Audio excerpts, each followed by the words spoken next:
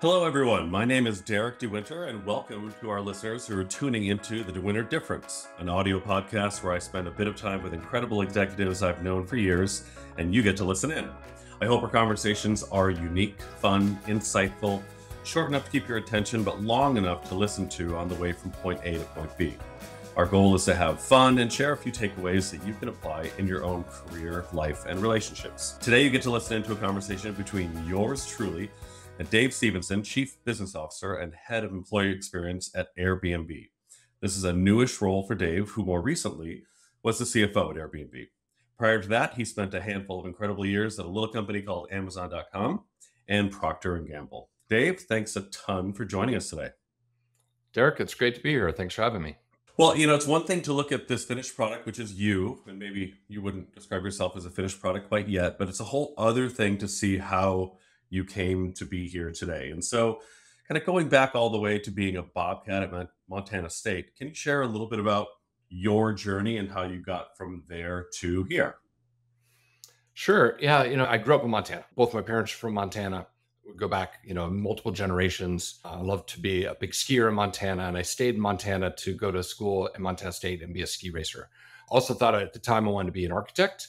And then I realized that an architect was an amazing career, but maybe not one that could get me to where I wanted to be in the future. And I felt like engineering was an opportunity for me to use my kind of analytical skills and do something bigger.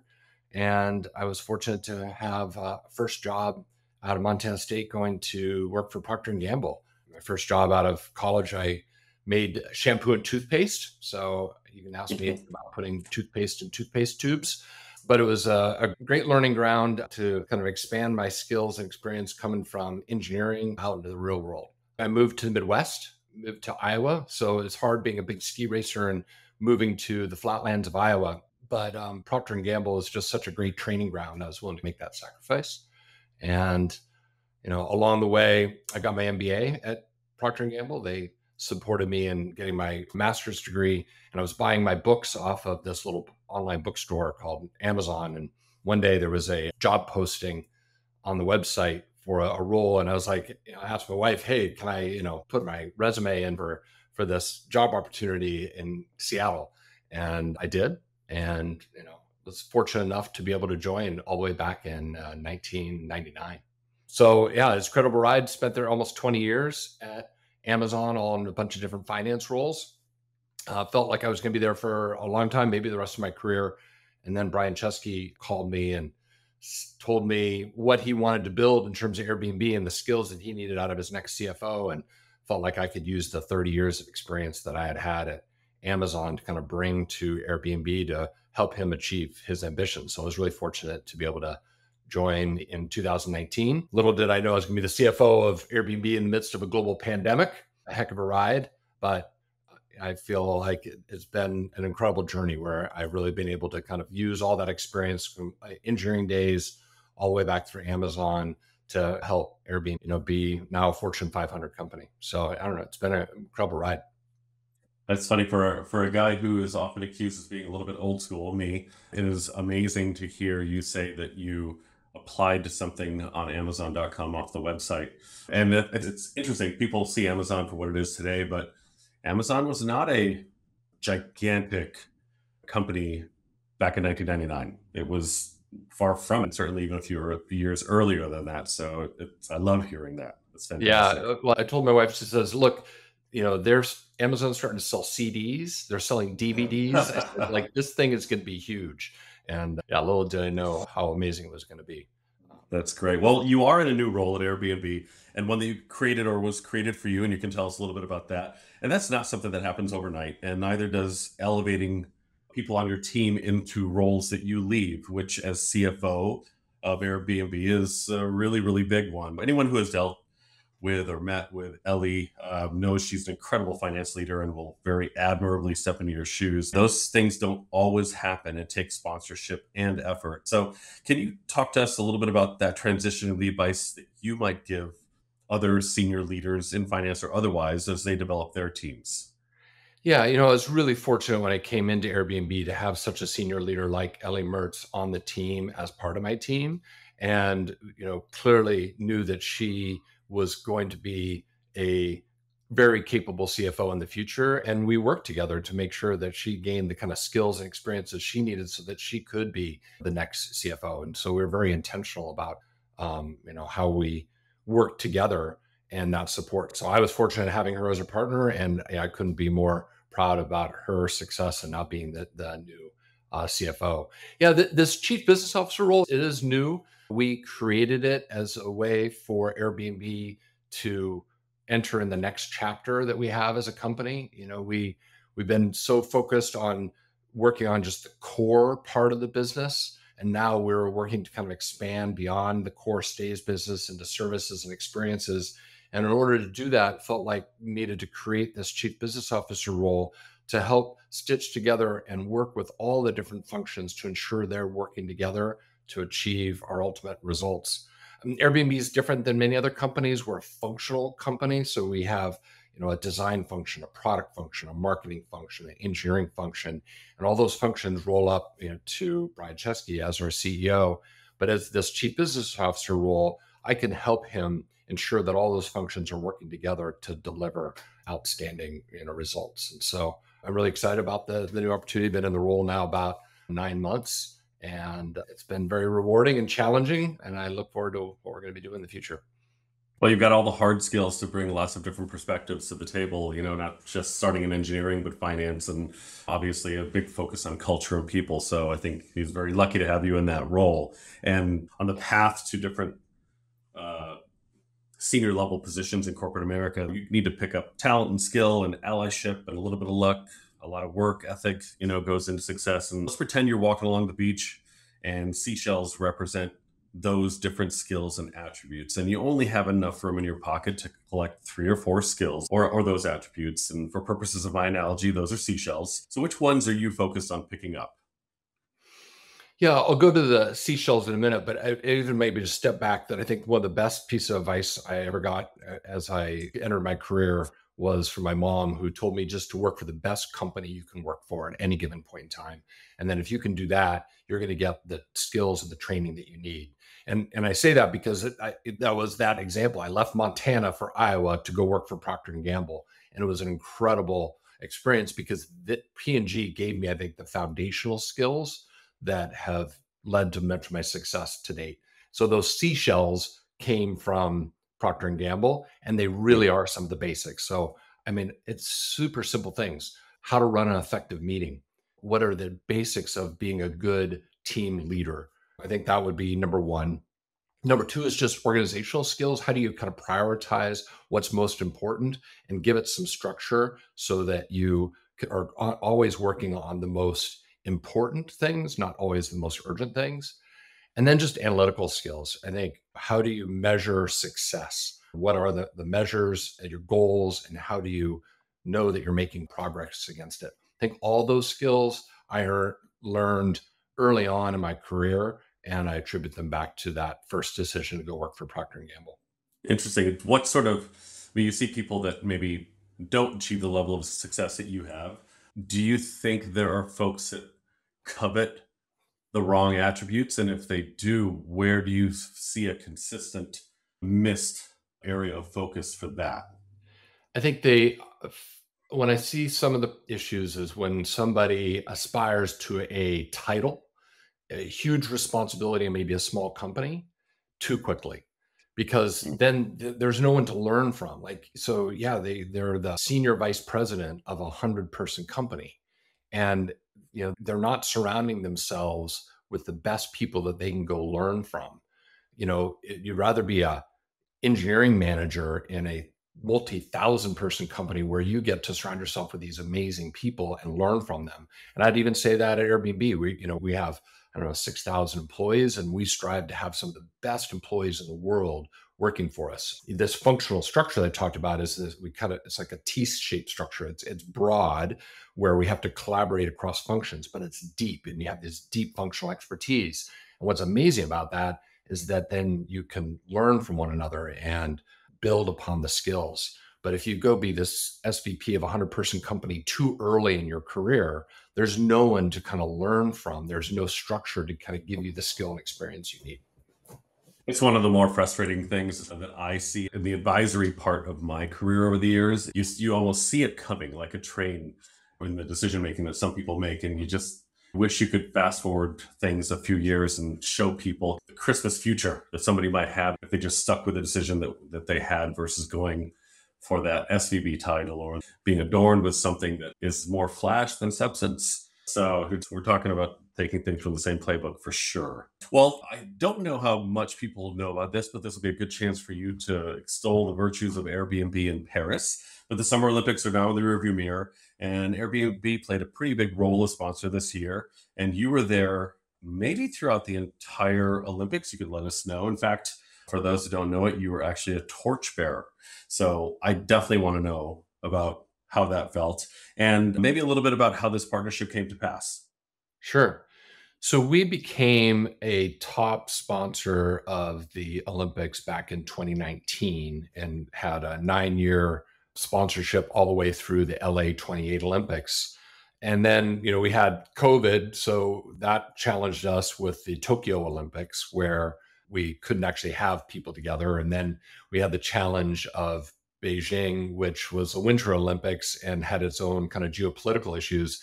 Paris has been the really first time where we, I think, have had the full expression and the benefit of Airbnb kind of sponsoring the Olympics. And if you kind of think back, what's amazing about the Olympics is they're the ultimate hosted event, right? You have a city hosting people from all around the world to go participate in this incredible community of athleticism. It's just the quintessential hosted event.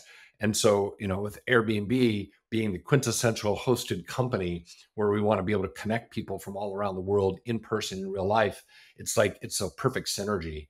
For Paris specifically, we had over 400,000 people staying in Airbnbs during the Olympics. And the Olympics really couldn't happen in the same way if it wasn't for Airbnb. We made them accessible to hundreds of thousands of people from all around the world and from France. We made them very affordable. So the cost of an Airbnb during the Olympics was about the same as it was the year before.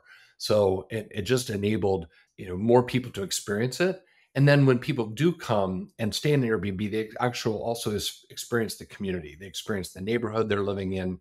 We actually had Airbnbs because part of the Olympics were not all in Paris. They were spread around the country too. Somewhere in like Lille and somewhere in Bordeaux and somewhere down in like Marseille. And so they were staying in Airbnbs all around the country.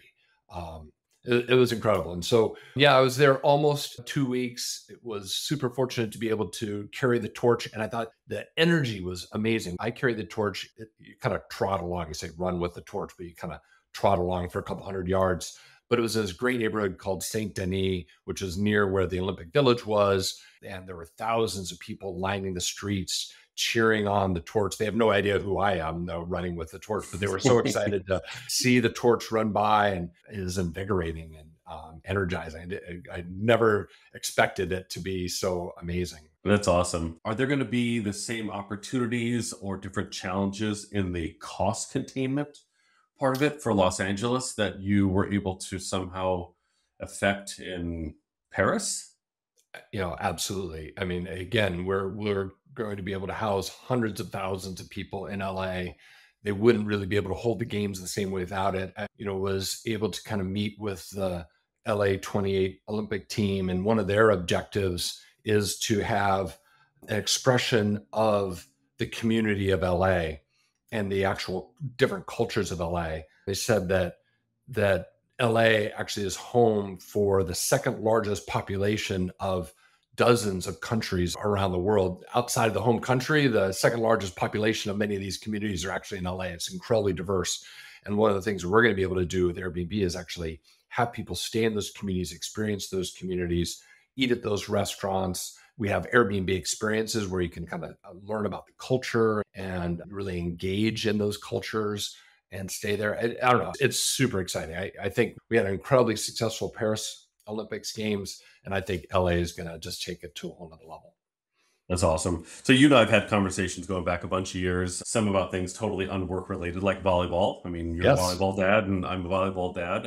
Your daughter's ascended to greater heights than my kids did, but volleyball dads are volleyball dads. Lots of people we know in common, and more recently about how I may be self anointing myself as one of Airbnb's biggest fans. In fact, we were scheduling this conversation, or you agreed to this conversation while I was in an Airbnb on Kauai, which is really kind of a fun type of thing. So, as a consumer versus the chief business officer, how do you describe the appeal to the experience of staying in an Airbnb? And, what does your user experience mean to you as an employee of Airbnb? Yeah. Well, a couple things. I first started staying in Airbnbs when I worked at Amazon. I was leading finance for the international websites. And in the summer, I was able to take my family to Europe and we lived on Airbnbs in communities. So we lived in Paris for a summer, we lived in London for a summer. And it was amazing because by living in the Airbnb, we lived in the neighborhood. We were shopping at the local grocery store. We had our, favorite restaurants, our favorite coffee shops, our favorite parks. And it was that ultimate expression of that Airbnb is so great at. It's like being part of the community, feeling at home and not kind of just feeling like you're an outsider. So really connecting. And that's what resonated with me at the time. That's what got me excited when I first started talking about Brian, about his vision for what it could be. And I think this is what we continue to do an amazing job at, which is allowing people to kind of travel, but live like a local, connect with the community, really feel that sense of belonging in the world. And I'm excited to continue to do more and more of that. Funny, my wife, I was a very early adopter of Airbnb and almost refused to stay in a hotel at this point. My wife, on the other hand, was not, and she really kind of fought it for a little while. And now she's sort of in the same boat that I am, which is it just makes it make the life experience much richer than going into a fairly sanitary, albeit lovely hotel. I actually have 3 stays upcoming between now and the end of the year in a couple of different places. And I always get excited about walking into a new place. There's some familiarity about staying in the same Airbnb, which is actually kind of cool. But what are the 2 or 3 things that you appreciate when you walk into a new Airbnb or an Airbnb that you've been at before? Well, one thing you may or may not know, I'm actually an Airbnb host. I host a cabin here just outside of Seattle near Crystal Mountain, Washington, Mount Rainier. And I also host a place in Palm Springs.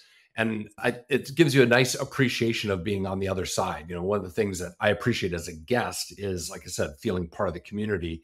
So what I try to provide as a host is a bit of that sense. So in the cabin that I have, we have a pizza oven, that I, give them great, pizza dough recipes. And we have some great hiking trails and I introduce them to the best places to go hike. We have our favorite coffee shop that's a few miles down the road and make sure that they stop and get some ice cream there. And so, I think that's what I appreciate is kind of that sense of feeling like, oh, I kind of know this place. I'm part of it. And so as a host, I try to work really hard to kind of give them that same kind of sense. I think the best stays are those when you connect with a host and they instantly make you part of that community. I have a number of Airbnb stays where I still stay in touch with that host. And, if I'm back in that same community again, I love to, stay with the same host again in the future. That connection, I think, is truly unique and not something that you get in a hotel. Yeah. So early in our conversation, you mentioned that going into college, you thought maybe you would go into architecture. You may not feel the same way now. But what would you be doing if you weren't in a senior leadership role like you're in now? Would it be architecture? Yes. Actually, I Maybe think, maybe it's what you're doing now. yeah, no, it's fun. It's a great question. Yeah, actually, when I joined Amazon, we said that all roads were going to lead to Vail, Colorado. I said, this is going to be an incredibly successful career, and I will then just retire to Vail and be a skier, or it's going to completely implode. In reality, I really liked what I was doing, and it felt like, and I've been doing it for many years. So neither of those has happened, but I might go back and teach skiing again. I love being in the mountains. I love sharing an expertise with others. I love teaching. I think it's an incredible sport. And I think you learn a lot about life when you are an athlete and can kind of share those skills with others. Love that. So I've been asking you a bunch of questions. Now's the time where we turn the tables and you get to ask me a question, and I don't know what it is. So you can fire away, my friend. Well, again, I've been in this chief business officer role now 8 months, brand new job, role never existed at a big, Fortune 500 company. What advice would you give me to be successful in this new, never done before rule? Well, somebody said it, I didn't, but you've got two ears and one mouth. And I've always approached my job listening more than talking. And I think if you're in a new role trying to create something that has not been done before, the very best thing you can do is truly listen and take in from everybody, even the people that you question. There's lots of smart people that you're surrounded by, and then there's always somebody that maybe is a little bit off or maybe a little bit different. But I think even that type of perspective can help you kind of shape the decisions that you make when you make big and important and costly, recommendations for a company in terms of their strategy. So I think whether it's life or whether it's work, I just think listening is a bit of a lost art. And I would, not that I need to tell you what you need to do to be successful. You're incredibly successful, but that would be probably the one piece of advice I would give someone in a unique situation like you're in now. I love that. I think I 100% agree that listening, that's great advice. I appreciate it. Like being a little patient, like coming to a new role, you could get in a role ready to try to make a lot of change, and listening to start is I think great advice. I love that. Thank you. Yeah, the world likes to fill up space, like dead space or no noise, or, whether it's sticking in a picture or a video or a voice or a noise or something. And I think sometimes just sitting back and listening and letting silence, fill up the space is a really good thing. So big fan, big fan. So let's see. I'm going to let you get going with one final question, because the greatest bite of food I've ever had in my life has been in Montana. Wow. Yes, I know. Have you ever spent any time in Kalispell? Of course I have. But what's the restaurant? The DeSoto Grill. I have not been to the DeSoto Grill. I'll be there this winter, so I'll have to go check it out.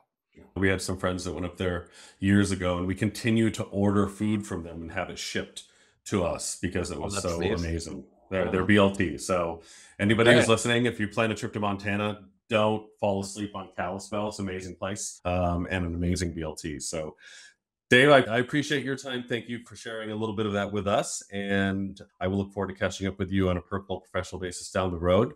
And good luck in this new role, and good luck with Airbnb's continued success. Thank you, Derek. Really enjoyed the conversation. Thank you so much for taking the time to listen to the DeWinter Difference podcast. If you like this episode, head to dewintergroup.com/DeWinter-difference to catch future episodes and share your thoughts, comments, or suggestions. And make sure to connect with us on LinkedIn, Facebook, and Twitter. This podcast is produced by the DeWinter Group, the leading recruiting firm in the Bay Area and beyond. We help top companies and people reach their fullest potential through world-class accounting, finance, and technology recruiting services.